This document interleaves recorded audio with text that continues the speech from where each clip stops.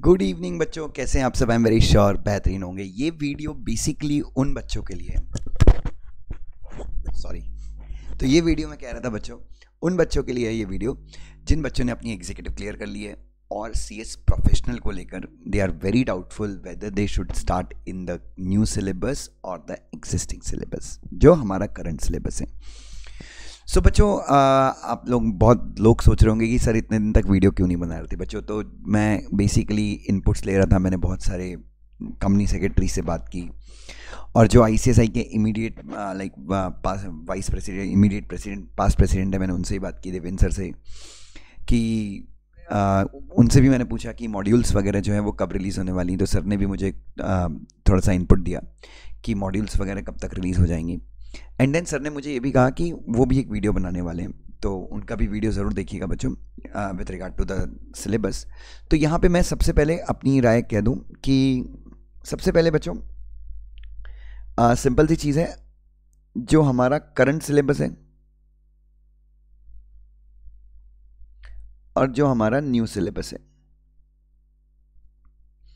सो बच्चों, current syllabus के अंदर सबसे बड़ा एडवांटेज जो मेरे को दिखता है वो है कि 7 सब्जेक्ट्स हैं, और उससे भी बड़ा एडवांटेज है कि यहाँ पे जो टैक्सेशन का सब्जेक्ट है बच्चों, टैक्सेशन का सब्जेक्ट यहाँ पर मैं कंपलसरी नहीं है, इट्स ऑप्शनल। क्योंकि बच्चों जितना कि मैं 10-12 साल से पढ़ा रहा हूँ इस इंडस्ट्री में, मैंने देखा है कि प्रोफेशनल में टैक्सेशन में बहुत सारे बच्चे फेल हो जाते हैं। ठीक है, सो ये एक चीज़ बहुत ज़्यादा अच्छी है कि टैक्सेशन का जो आपको आगे जाके बेसिक काम था वो आपने सीख लिया ऑलरेडी। ठीक है, तो यहाँ पे टैक्स का ना होना, प्रैक्टिकली स्पीकिंग बच्चों, देखिए आपको डेफिनेटली टैक्स अच्छा लगता होगा और मुझे भी अच्छा लगता है, आप बिल्कुल बेफिक्र रहिए उस चीज़ के बारे में।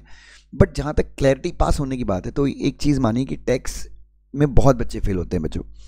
ठीक है, तो सबसे बड़ा एडवांटेज 7 सब्जेक्ट हैं, दूसरा यहाँ पे टैक्स नहीं है, तीसरा एडवांटेज नए सिलेबस का है अनलिमिटेड अटेम्प्ट्स। मतलब डेफिनेटली हमको तो एक ही अटेम्प्ट में क्लियर करना है, बट यस कई बार पैनिक हो जाते हैं, कई बच्चे 4-4, 5-5 अटेम्प्ट में भी पास होते हैं। तो मतलब आपको मेरे हिसाब से बच्चों की अगर आप एकदम श्योर हो, अगर आप एकदम ही श्योर हो कि यार मैं दिसंबर 2023 में तीनों ग्रुप्स दूंगा और मैं तीनों ग्रुप्स क्लियर कर ही लूँगा, तो मेरे ख्याल से आप जाइए यहाँ पे। ठीक है, बट बच्चों अगेन अगर आप देखें, if you talk about the current syllabus में MCDS का पेपर इस बार उन्होंने बहुत ज़्यादा डिफिकल्ट दिया था। देन अगर आप देखें CFL का पेपर इस बार काफ़ी डिफिकल्ट था, देन टैक्स का पेपर भी इस बार काफ़ी डिफिकल्ट था। ठीक है, तो ये सारे सब्जेक्ट्स आपको नए सिलेबस में पढ़ना नहीं है। CFL का है but it is for 60 marks only, 40 marks का उसमें क्या ऐड कर दिया गया, स्ट्रेटेजिक मैनेजमेंट ऐड कर दिया गया। तो नए सिलेबस में बच्चों मुझे ऐसा लगता है, अगर आप मेरा पर्सनल ओपिनियन लें, तो नए सिलेबस में आपको काफ़ी अच्छा पास होना आसान रहेगा। सिलेबस काफ़ी अच्छा है, अभी इंडस्ट्री की जो भी बिजनेस कम्युनिटी है उसके उसके एक्सपेक्टेशन के हिसाब से सिलेबस डिज़ाइन किया गया है। तो नए सिलेबस में अगर आप सब्जेक्ट देखें, तो if you talk about the subjects of new syllabus, ये तो सब्जेक्ट वाइज एग्जाम्पशंस है। नए सिलेबस में जो सब्जेक्ट हैं, जैसे कि आपने देखा होगा, गवर्नेंस है, ड्राफ्ट है, सेक्रेटरियल ऑडिट है, देन आपका एक ऑप्शनल सब्जेक्ट है, ये हो गया आपका ग्रुप 1। ग्रुप 2 में आपका strategic management and corporate finance या corporate finance vice versa. Then आपका एक सब्जेक्ट है कॉर्पोरेट रिस्ट्रक्चरिंग, इंसॉल्वेंसी और इंसॉल्वेंसी एंड बैंक्रप्सी कोड, और third subject is optional subject. ठीक है, सो बच्चों नए सिलेबस में इफ यू गो, अगर आप नए सिलेबस में जाते हैं तो आपको ये 7 सब्जेक्ट हैं जो आप आराम से 1 सिटिंग में भी क्लियर कर सकते हैं। 7 सब्जेक्ट, क्योंकि आपने एग्जीक्यूटिव में इतना सारा कंटेंट पढ़ा हुआ है, तो मुझे ऐसा लगता है कि एग्जीक्यूटिव का जो ग्रुप 1 का कंटेंट होता है लगभग 600-650 घंटे का, तो उतनी ही ड्यूरेशन में आप ये पूरा सिलेबस ख़त्म कर सकते हैं बच्चों। मतलब, और दूसरा आपके पास एग्जीक्यूटिव का एक्सपीरियंस भी है। ठीक है, लेकिन हाँ, सबसे बड़ा डिसएडवांटेज जो नए सिलेबस का है वो है कि पहला अटेम्प्ट जो है इसका जून 2023 में। तो अब बच्चे क्या करेंगे? अब आप में से कई लोग बोलेंगे कि सर हम लोग क्या करते हैं, ओल्ड सिलेबस में जाते हैं, एग्जिस्टिंग सिलेबस में जाते हैं, और एग्जिस्टिंग सिलेबस में जाके हम कुछ करते हैं बच्चों। सो अगर बच्चों आप एग्जिस्टिंग सिलेबस में जाते हो और एग्जिस्टिंग सिलेबस में आप ग्रुप 1 क्लियर कर लेते हो, तो बच्चों ये टैक्स आपको फोकट में पढ़ना, मतलब टैक्स तो आप फालतू भी पढ़ोगे, क्योंकि इसके अगेंस्ट आपको नए सब्जेक्ट में कोई एग्जाम्शन नहीं, याद रखना एग्जाम्शन सब्जेक्ट टू सब्जेक्ट नहीं है, it is on clearing. Like अगर आपने ओल्ड सिलेबस का ग्रुप 1 क्लियर किया है, ये 3 सब्जेक्ट क्लियर किए हैं, तो आपको न्यू सिलेबस में आपको सिर्फ ये 2 सब्जेक्ट का ही एग्जाम्शन मिलेगा, क्योंकि वहाँ टेक्स्ट तो है नहीं।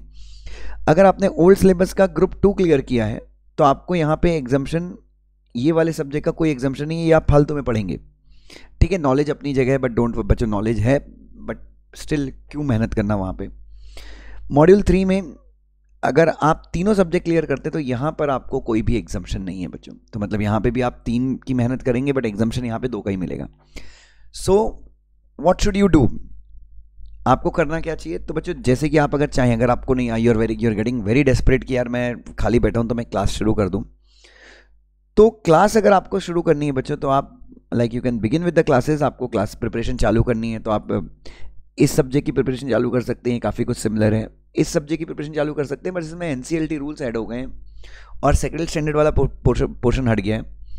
आप इस सब्जेक्ट की क्लास शुरू कर सकते हैं, आप इस सब्जेक्ट, ये 4 सब्जेक्ट की क्लास आप शुरू कर सकते हैं, बट आपका एग्जाम जो होगा वो जून 23 में होगा।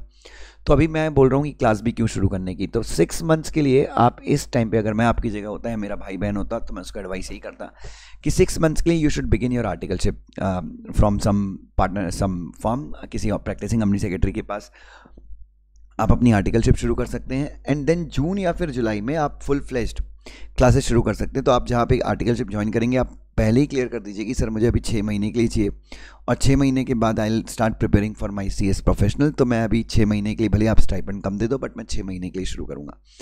ठीक है, अब अगला सवाल यह है कि ऐसा भी कई बच्चों का मुझे मैसेज आया व्हाट्सएप पे कि सर नए सिलेबस की जो मॉड्यूल है दिल कम इन सितंबर। नो, मेरी देवेंद्र सर से बात हुई, देवेंद्र देशपांडे सर से, उन्होंने मुझे कहा है कि दुष्यंत जुलाई में he got an information from the committee है, मतलब जो भी ड्राफ्टिंग पर्टिकुलर रिस्पॉन्सिबल इंसान है, जुलाई में आपकी ICSI जो है अमेंडेड मॉड्यूल, मई तक के सारे अमेंडमेंट्स को इंक्लूड करके जुलाई में आपकी मॉड्यूल आ जाएगी बच्चों फॉर द न्यू सिलेबस।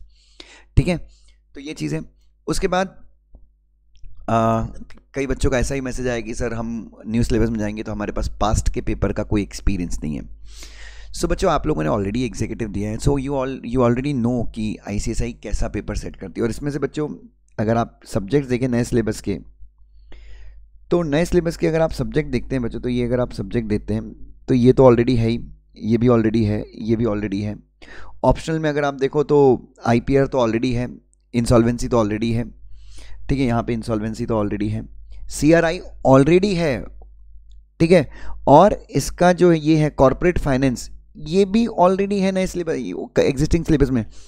तो पेपर पैटर्न का तो कोई सवाल ही नहीं उठता बच्चों, you already have the paper patterns, there is no problem of paper pattern यार, क्योंकि ये सब्जेक्ट तो आप ऑलरेडी पढ़ ही रहे हो ना। ये 3 सब्जेक्ट और ये ऑप्शनल सब्जेक्ट का भी जो एक दो सब्जेक्ट कॉमन है वो तो आप ऑलरेडी पढ़ रहे हो। फिर यहाँ पे भी आप स्ट्रेटेजिक मैनेजमेंट, खैर यहाँ पे आपने ऑप्शनल पढ़ा था, बट अगेन सिर्फ वो 40 मार्क का ही है ना यार। CRI का भी आपको ऑलरेडी पढ़ रहे हो। यहाँ पे insolvency and bankruptcy code most of the बच्चे यहाँ पे ऑप्शनल में वही लेने वाले हैं। तो you already have the like आपके पास सब कुछ है बच्चों, बस बात है 6 महीने की। बट मेरा यकीन मानिए कि 6 महीना इंतज़ार करना वुड बी वर्थ इट। आप 6 महीने अगर आर्टिकलशिप कर लेंगे तो आपको 6 महीने में काफ़ी ज़्यादा क्या आ जाएगा, प्रैक्टिकल एक्सपीरियंस आ जाएगा। 6 महीने में कंपनी लॉ का काफ़ी अच्छा एक्सपीरियंस आ जाएगा। कंपनी लॉ का नॉलेज आपको ऑलरेडी, आप बैरक खरीद लीजिए, थोड़ा सा कंपनी लॉ के ऊपर और ग्रिप लाइए, क्योंकि सारे पेपर्स में आपको कंपनी लॉ तो यूज़ होगा ही कहीं ना कहीं। ठीक है, तो आई होप कि ये वीडियो आपको मदद करेगा बच्चों to take a sound decision. और प्लीज़ बच्चों, और मैं यहाँ पे ये चीज़ क्लियर कर दूँ कि भाई ये जो ओपिनियन दिया है मैंने आपको वही ओपिनियन दिया जो शायद मैं अपनी डॉटर को देता, मैं अपने सगे भाई को देता। तो ये ओपिनियन बायस नहीं है बच्चों, और अगर शायद मैं भी होता तो मैं भी यही चीज़ करता, because appearing for 9 subjects is too difficult. और कोई डायरेक्टली मुझे एग्जाम्शन भी नहीं मिल रहा है। मैं अगर मान लो ग्रुप 1 पढ़ता हूँ तो मैं टेक्स्ट क्यों पढ़ूँ यार, जब मुझे वहाँ पे एग्जाम्शन मिल ही नहीं रहा है। बट स्टिल बच्चों आप लोग थोड़ा सा अपना दिमाग लगाइएगा। मैं फिर भी ये मैंने बताया कि जो मेरा ओपिनियन है मैंने वो बताया, बट स्टिल आपका करियर है, आप एक बार और लगे तो इस वीडियो के बाद इंक्वायरी कीजिएगा एंड देन आप डिसाइड कीजिएगा। ठीक है बच्चों, God bless you, love you so much.